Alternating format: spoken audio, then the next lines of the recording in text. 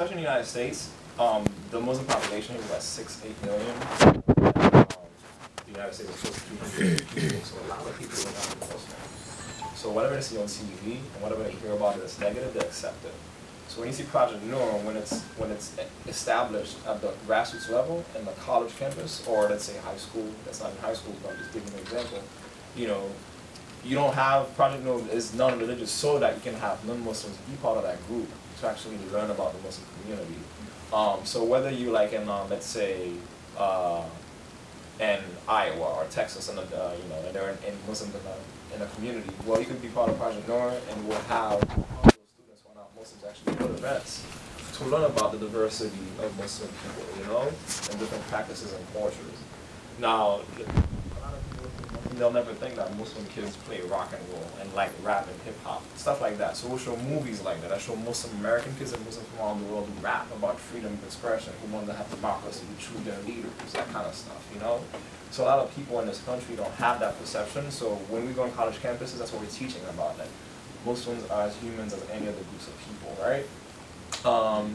So that's why it's very important in what we do. So in places where we have Muslim kids, like in Chicago, where you guys have been already, you know, in Detroit, you're born in New York City, Los Angeles, Texas, you know, then there are a lot of Muslim kids who go to college in those places. So these kids get to interact with, you know, with Christians and Jews and Muslims. They all interact with each other to actually form friendships.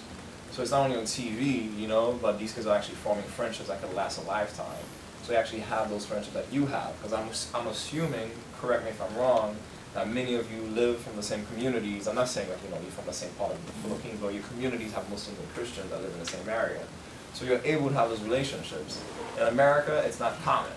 So Project Noor is very significant that it's actually helping to form those relationships, because people are coming from all over the country and go to different schools all around the country, but there are Muslims who are on those college campuses. So they're forming those relationships to have a personal perspective of the Muslim experience here in the United States, the human experience. You know, the last thing we want to have is to actually have people who have a misconception to dehumanize other people, to say you're not human enough. So we're going to make sure that people see each other as human beings, as brothers and sisters, you know, despite their religious differences. So, you know, even, you know, in music, you know, like stuff you never think about being Muslim or being Christian, you know, like the oud, the Arabic thing, ding, ding, ding, ding, ding, right? You know, you ever seen it? This little round thing that they have in the Middle East? Yeah.